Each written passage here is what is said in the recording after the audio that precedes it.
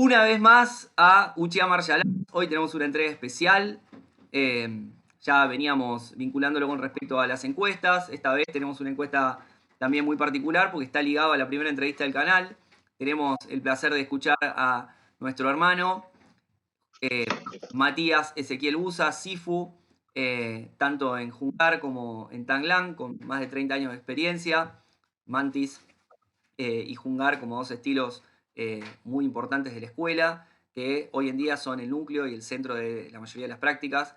Y recientemente ha logrado el campeonato sudamericano de Soichiao, de lo que llamamos la lucha china, o uno de los estilos orientales de lucha que estamos practicando. Y bueno, obtuvo el título de campeón sudamericano, así que bueno, una persona con mucha experiencia y que hoy nos va a estar orientando un poquito con respecto a principios del entrenamiento, a lo que surgió en la encuesta de los métodos tradicionales de entrenamiento y bueno, hacer una comparativa un poquito con los métodos más contemporáneos. Como siempre decimos, no podemos abarcar en una entrevista, en un video, toda la temática, sería imposible, pero sí por lo menos hacer un punto cero como para ir arrancando y que tanto la gente de la escuela como otras personas puedan ir nutriéndose de lo que estamos entrenando y estamos estudiando hace muchos años. Así que bueno, bienvenido Mati, muchas gracias y vamos. Bueno, muchas gracias, Sifu Lucas, por la invitación al canal. Gracias a la audiencia que votó, que ahí lo valoramos mucho, que definan ahí los temas y que puedan compartir sus ganas de aprender con este canal que justamente tiene esta idea de llevar esta enseñanza a niveles masivos a través de Internet, de esta plataforma, ¿sí? Así que bueno, nuevamente gracias por la invitación, el honor de estar acá. Y bueno, vamos a ver si podemos charlar un ratito acerca de esto que la gente quiere escuchar. Sí, tenemos algunas preguntas como para ir teniendo así una guía y que no hablemos 1 millón de horas que podríamos hacerlo de las temáticas, pero bueno, como para hacer una primera entrega, la primera pregunta venía por vía de si podemos hacer una intro del contexto histórico y dónde se desarrollan los métodos de entrenamiento físico, que obviamente no solamente eran físicos, pero bueno, ¿era por parte de gente formada en todos los casos, capacitada o no tanto? ¿Qué nos podés contar? Sí, básicamente tenemos que entender que, bien, como vos lo estabas aclarando al principio, tendríamos un núcleo muy amplio de tiempo, en la línea de tiempo para hablar, pero podríamos hablar más de lo moderno, ¿sí? Los centenios más modernos que acontecen en este siglo y el anterior, acerca del Jungar, que era básicamente lo que estábamos tratando de definir con las preguntas. Eh, Hay un origen muy claro en general en donde coinciden las leyendas, las poesías, el folclore, que es el famoso templo Shaolin, que seguramente tendremos algún otro video más adelante para hablar de él, y que se establece como origen, digamos, del estilo, y que tiene que ver mucho con la zona, como vos preguntás, de influencia, ¿no? De esta arte marcial, que es en el sur de China, básicamente en las zonas de Fujian, Guangdong, bueno, hay varias áreas del sur que son influenciadas por este templo, por las artes marciales, por las personas que habitaban esa zona y que en general, al ser de alguna forma reprimidas por el gobierno central, bueno, tenían esta idea de rebelarse y pelear por su libertad, y van a encontrar en el folclore de varias artes marciales del sur, no solo Jungar, esta historia como muy repetida, ¿no? De defenderse del gobierno, de a través de las artes marciales y de la ayuda de los monjes del templo, poder desarrollar algún tipo de defensa marcial que los liberaba de esa opresión o les permitía sobrevivir a los ataques del gobierno. En este caso tenemos que hablar de Jun Hai-kun, que es también quien es nombrado como el creador, digamos, quien lleva la bandera del estilo. Y podemos decir que sí, que era una persona formada en artes marciales. Su formación, algunos autores hablan de que ya tenía algún tipo de formación marcial, un boxeo que practicara por parte de su familia, etcétera. Y otros directamente dicen que no, que era una persona común y corriente como lo somos nosotros, y que producto de esta represión, persecución, bueno, se recluye en el templo como un alumno laico y es donde comienza su principal formación, digamos, marcial dentro de lo que es el combate así, con armas, etc. Como personas formadas, sí, podemos hablar que la gente del templo era personas muy formadas en lo que tiene que ver con artes marciales, medicina tradicional, meditación, etcétera, porque se dedicaban básicamente todo el día a eso. Y también tenemos que decir que esta opción que había tomado el templo de tomar gente de afuera, ¿sí? De dejar, de permitir que alumnos laicos de alguna forma formen parte del staff de la gente que estaba en el templo y que se les permitiera trabajar las técnicas y aprender medicina también, enriqueció de alguna forma también, fue como un ida y vuelta, ¿no? Porque pensemos que la filosofía budista no habla de matar ni de lastimar, y estaban formando de alguna forma soldados que iban a ir a pelear contra el gobierno, ¿no? Eh, Después, esto varía, no vamos a entrar en detalle porque sería un video muy largo, pero los entrenamientos básicamente eran físicos, ¿sí? De muchísima disciplina, trabajos de posturas, trabajos con candados de piedra, entrenamientos de formas encima de postes de flor de ciruelo, trabajo con muñecos, con armas. eh, Era bastante variado, pero no todo el mundo accedía a eso. Había como una especie de niveles, como tenemos hoy en las escuelas, nuestra escuela, por ejemplo, y no todos accedían a todos los conocimientos.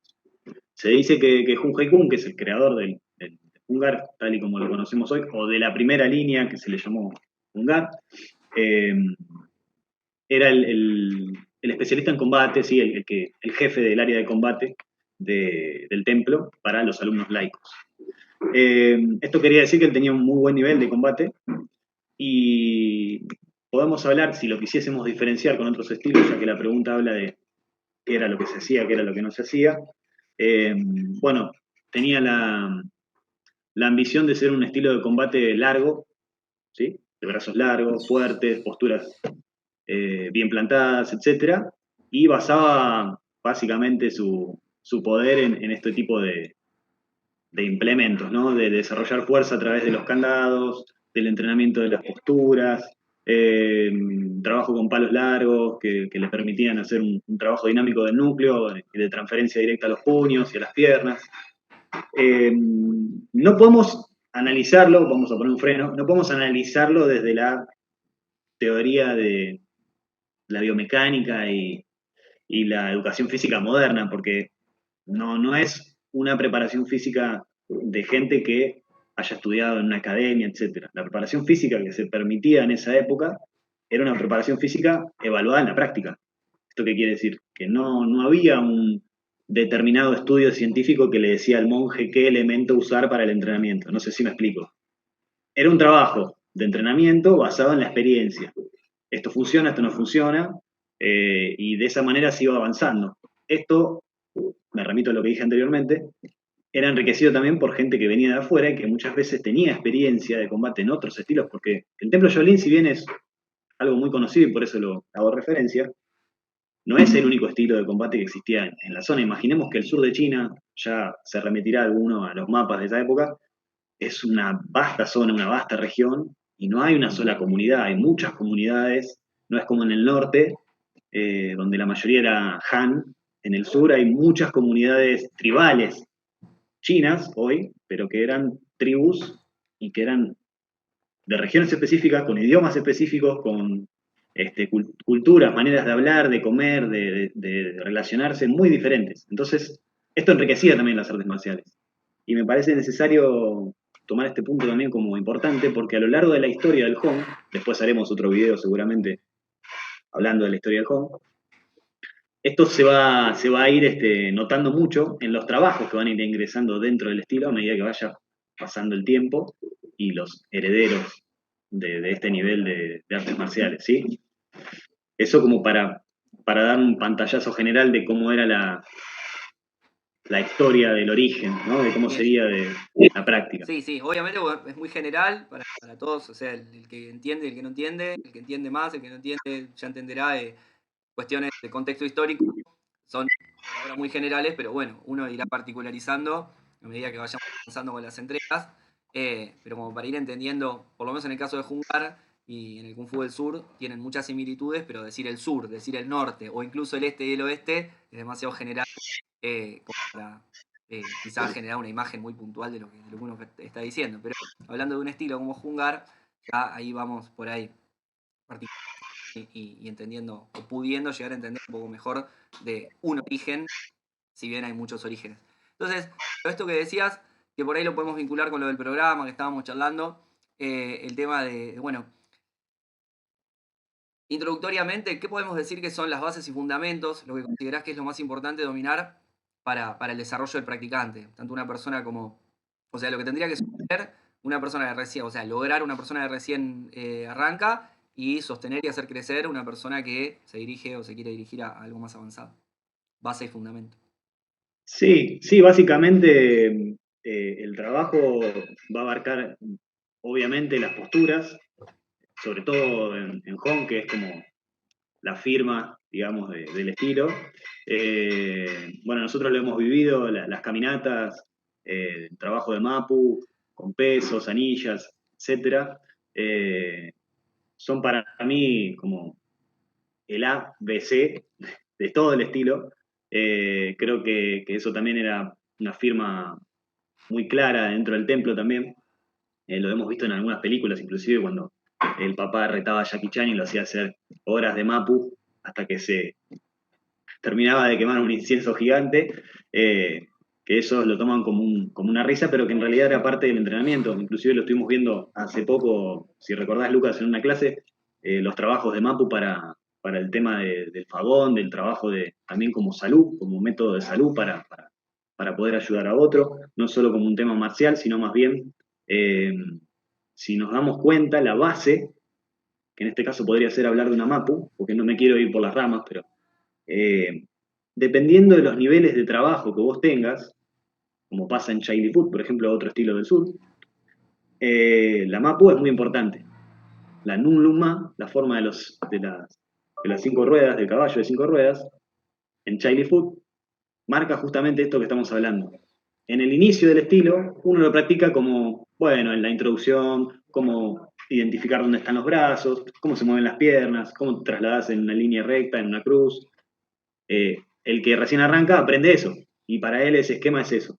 Después, más adelante, un faja negra, por ejemplo, vuelve al esquema y empieza a trabajar otro tipo de cosas, más profundas. Por ejemplo, dónde posicionar las manos, cómo respirar, para ubicar a nivel energético el chi, cómo trasladarlo a través del cuerpo. E inclusive más adelante, después se trabaja otros niveles dentro de la misma Nulumá, con lo cual, si bien la base puede parecer, valga la redundancia, algo básico, lo que depende en realidad es el nivel del estudiante dentro del estilo, ¿sí? Y esto lo estamos viendo bastante seguido en nuestra escuela, sobre todo, con varios esquemas. Uno empieza, por ejemplo, el Kyukon, uno trabaja el Kyukon de una forma cuando arranca, pero después a lo largo del tiempo y el traslado del tiempo en la escuela, uno va avanzando y lo puede ir trabajando a diferentes niveles, con respiración, con sonidos, etcétera, etcétera, y se va dando cuenta que deja de ser un esquema básico y se transforma en algo un poco más avanzado, e inclusive avanzado, avanzado. Eh, pero sí, yo diría que básicamente el trabajo de posturas, de los Kong, de los Q-Kong, de los trabajos de los antebrazos, ya sea con anillas, con el trabajo de golpe contra el oponente o contra elementos, el endurecimiento del cuerpo. eh, Son cuestiones básicas que dentro de nuestra escuela están desde el día uno. Eso como inicio, digamos. Y después el tema de mantener, sí, obviamente. Me parece que es como el que aprende a andar en bicicleta. Si uno tiene una buena base, y nosotros lo vemos dentro de la escuela, porque nuestra escuela es una escuela multiestilo, vemos que si uno tiene una buena base, puede trasladarse dentro de nuestra misma escuela por diferentes niveles y por diferentes estilos. Si bien la base de un estilo a veces no coincide con la base del otro o energéticamente no es de la misma forma, sí tiene un traslado directo bueno, es más rápido el aprendizaje. Vos ya sabés que es una MAPU, que es una CUMPU, etcétera, etcétera. Y es más fácil el traslado, ¿no? si me explico, digamos, de alguna forma. Lo que sí me parece que es importante es que el alumno cuando ingrese tenga la cabeza abierta, eh, que entienda que lo que le están enseñando es a construir esa estatua de barro que él es en el principio cuando ingresa, y que lo que estamos haciendo es sacándole, primero agregando, ¿sí? Arcilla, y luego a poquito va a ir él mismo recortando esa arcilla y transformándola en una buena estatua, ¿sí? Esa es la idea, cómo es el constructo, digamos, del programa. Y bueno, vos lo veníamos charlando recién, manuales, no sé si todas las escuelas tienen, y de este nivel de cientos de hojas que tenemos los instructores como programa oficial, y que tenemos que estudiar, que eso me parece que es otro tema importante. No todas las escuelas tienen en sus programas de entrenamiento o de instructorado materiales teóricos. En general se acompaña solamente la práctica, se va 3 veces por semana, después te vas a tomar un matecito, que está bien también. Pero digo, en cuestiones de formación, yo creo que ese es un tilde que hay que darle muy marcado a la escuela en el sentido de que todos los instructores, inclusive los fajas azules en adelante, se forman con mucho material teórico y en los exámenes eso se rinde también de forma teórica. Y esto queda, uno puede decir, pero ¿para qué? Bueno, esto te da cultura, que es lo que justamente en el templo se aprendía también. Porque uno podría decir, no, yo quiero aprender cómo cortar una cabeza con un sable. Sí, sí, pero no es lo único. No es eso las artes marciales. Las artes marciales son cultura, eh, son experiencias que uno vive de forma vívida porque está ahí, no solo porque se lo obligaron a hacer, sino porque se entiende que en la práctica está ese saborcito que uno encuentra, que por ahí le gusta, bueno, a mí me gusta hacer mapu, pero ¿por qué hago el mapu de esta forma? ¿Y por qué pongo la mano de esta forma? ¿Y por qué respiro así? ¿Y por qué hago este sonido? Y todo eso en nuestra escuela se aprende, y eso es lo que cada vez te va dando más ganas de ingresar y decir, che, quiero seguir, quiero seguir, quiero seguir. Acá hay algo más. Y bueno, eso está bueno. Cuando uno llega a Faja Azul y empieza a ver los manuales, que nos ha pasado a nosotros hace tiempo, dice, wow, todo esto me falta, mirá, este movimiento que hacía era por esto, la dirección del cuerpo en este sentido era para trasladar el golpe así, así. Me parece que es muy enriquecedor que tenga todas estas facetas, ¿no? El entrenamiento, ya desde el inicio, no solo el avanzado. Buenísimo. Bueno, súper pie para la próxima, que tiene que ver con que bueno, vos hablaste del aspecto de la salud, que probablemente en el deporte no sea la prioridad número uno, porque se busca un resultado deportivo, a pesar de varias cuestiones. Ya probablemente hagamos alguna entrega con respecto a eso y pros y contras de lo que el deporte puede llegar a generar, por lo menos manteniéndonos en los deportes marciales y el precio que tienen. Pero eh, quizás hay una desvalorización de las artes marciales tradicionales porque en el último tiempo, en el más reciente tiempo, se, se posicionaron muchas disciplinas deportivas marciales que empezaron a hacer que mucha gente practique y que los de tradicional practiquen mucho menos que los deportistas, entonces el nivel combativo de los deportistas llegó a ser mayor que el de los artistas marciales tradicionales. Entonces, ¿hay una transferencia real al combate de las artes marciales tradicionales o quedó en el folclore? Porque muchos creen que no hay una transferencia real al punto tal de que se exhiben literalmente deportistas derrotando a maestros de arte de kung fu tradicional, ya sea Jungar u otros estilos. Eh, un abordaje breve, pero yo creo que poder abarcar bien.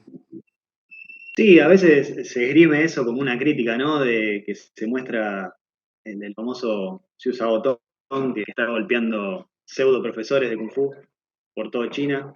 Eh, en algún punto, esta gente lo tiene, no quiero decir merecido, ¿no? Pero eh, han sido víctimas de su propia fama, porque hay mucho maestro dando vuelta que tiene ese mote de maestro, pero cuando uno pregunta por qué maestro, no hay explicación, ¿no? Eh, Me parece que hay que, claro, dividir esto del enfoque, ¿sí? Vos lo has visto en muchas clases, hablamos de esto del enfoque de la práctica. Eh, una cosa es el deporte y otra cosa son las artes marciales, ¿no? En el deporte, lo principal es que tenemos reglas, básicamente. Las artes marciales y en la defensa personal no hay muchas reglas, salvo las que estén en las leyes de cada país, ¿no? Eh, pero en principio es muy difícil eh, encarar. Hemos tenido, de hecho, experiencias en la escuela de gente que viene de deportes de combate y que quizás al principio les cuesta esto de poder ingresar a una escuela que tiene mucho contenido teórico, cultural y, qué sé yo, desde la perspectiva de las aplicaciones, siempre se puede trabajar en el área de combate, digamos, libre. Vos lo estás viendo sobre todo en las clases de SWAT, que tenemos momentos de la práctica en donde dedicamos de lleno la práctica al tema deportivo, ¿sí? Con las reglas, con lo que conlleva trabajar eh, bajo ciertos parámetros, por ejemplo, que la rodilla no toque el suelo, Mm, que el agarre no sea de esta forma, etcétera, etcétera. Y uno piensa, bueno, pero en la defensa personal, en la calle, cuando me pase algo, no, y no. Por eso tenemos dividido el entrenamiento en secciones. Cuando hacemos defensa personal. Cuando hacemos switcheo de combate militar, hacemos switcheo de combate militar. claro. Pero en general es muy abarcativo el trabajo y a veces cuesta que la gente lo entienda. También tiene que ver con una cuestión de tiempo, me parece. Hay mucho material para trabajar y esto no es una excusa, ¿no? Antiguamente el entrenamiento de artes marciales era diario, vos convivías básicamente con tu maestro, te dedicabas a eso básicamente. Y, y ahora, bueno, las cuestiones modernas del trabajo, el estudio, etcétera, dejan a las artes marciales, por así decirlo, como un hobby para muchos. Y quizás lo que está pasando es eso, que los representantes que se encuentran con estos desafiantes son en general practicantes de hobby, que lo hacen como algo más, como ir a jugar a la pelota los sábados, y no como un sentido real, digamos, ¿no? De una práctica diaria, una práctica que tenga que ver con que es algo que lo vas a necesitar para salvarte la vida. No se comprende a veces quizás eso, y tampoco está mal que se haga como un hobby. Yo creo que tiene que haber parámetros fijos que uno se tiene que poner cuando ingresa. Uno ingresa con la película en la cabeza y que va a ser Ip Man golpeando a Tyson. Y no, quizás no, porque hay que ver cuántas horas trabajas por día. Y 8. ¿Cuántas horas practicas? 1 hora y media, 3 veces por semana. Y no vas a ser Ip Man golpeando a Tyson. ¿Sí? Vas a ser el golpeado, básicamente. Entonces, en general, lo que uno puede aprender de estas situaciones cuando ocurren en la clase es que uno tiene que tener claro qué es lo que está haciendo en la clase. Venís a practicar porque te gusta la actividad, porque te parece enriquecedora, porque te sentís mejor, porque te hace feliz. Perfecto. Acá en la escuela vas a encontrar un super lugar. ¿Querés ser un super peleador? También vas a encontrar un super lugar. Porque tenemos el programa, porque estamos preparados, porque lo hemos hecho, lo seguimos haciendo y lo seguiremos haciendo. Entonces, me parece que tiene que ver más que nada con un enfoque de la práctica individual, porque vos lo ves bien en la, en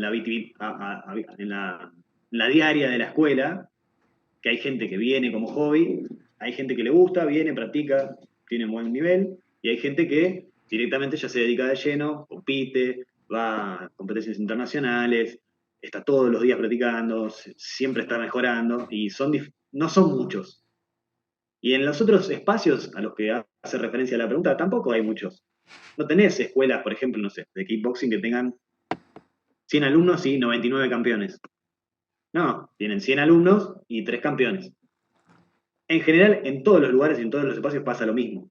Me parece más hoy en día una cuestión cultural, laboral, que una cuestión estrictamente determinada por lo que practiques.